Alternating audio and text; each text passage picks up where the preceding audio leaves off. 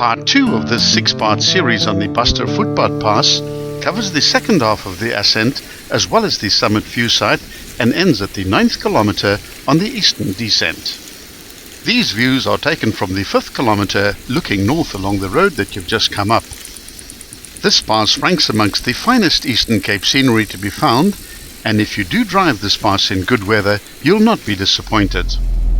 The gradients along the second half of the ascent remain between 1 in 5 and 1 in 10. Due to the rough nature of the road, it's best to remain in low range, which gives you precise control over your vehicle. From this final corner, it's a straight climb to the summit of 1.9 kilometers. Once you've reached the foot of the Bastervoetpad Pass, you'll probably want to refuel, and the closest town is that of Ugie. The town is located about 18 kilometers southwest of Maclear. It developed from a mission station at Gatberg, established in 1863 by William Murray and named Ugie by him after the Ugie River in Scotland where he was born. The town was founded in 1885 and in 1916 a village management board was instituted.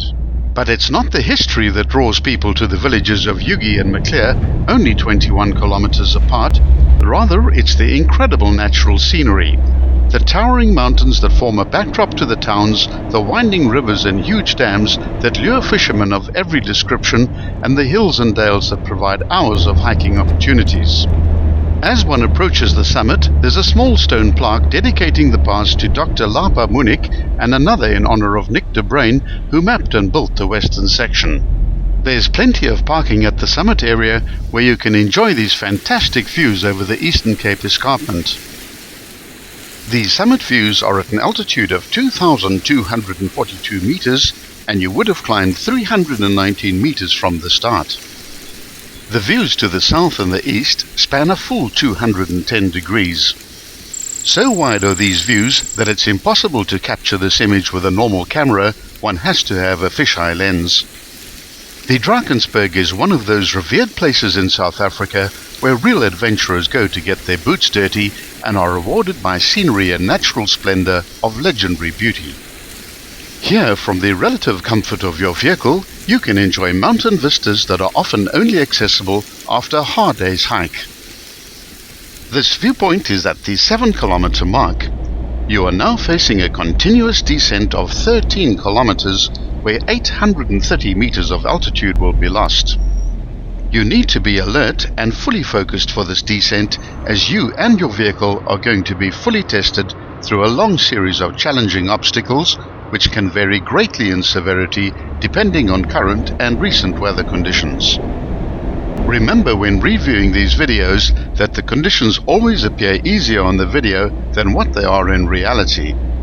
Remain in low range for the entire descent, and we recommend using mainly second and third gears for good control. The gradients along the next 5 kilometers are actually quite easy, but it is the washaways, the axle twisters and the loose stones and rocks which cause most of the problems. This first hairpin bend has a fairly wide radius, and due to the low speed that you'll be doing, doesn't present a problem in any way. It occurs at the 7.9 kilometer point at an altitude of 2,189 meters.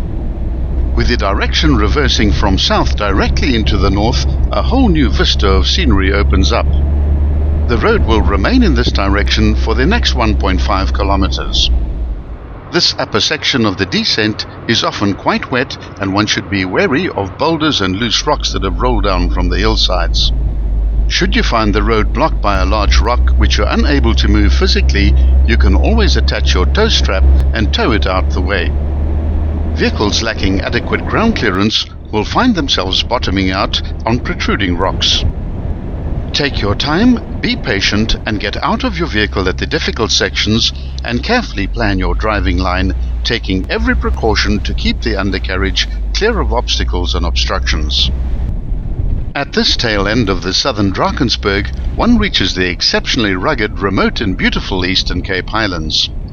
Known for its breathtaking mountains, the area hugs the craggy border of Lesotho and extends from one mountain pass to the next, crisscrossed by rivers and pinned by quaint villages. Popularly known as Wild Mountain Country, the destinations of Rhodes, Wartrail and New England are wonderful options for people who are keen to get away from the disruption and chaos of daily life. The village communities that inhabit the highlands are a tad quirky, exceptionally friendly and especially proud of where they live.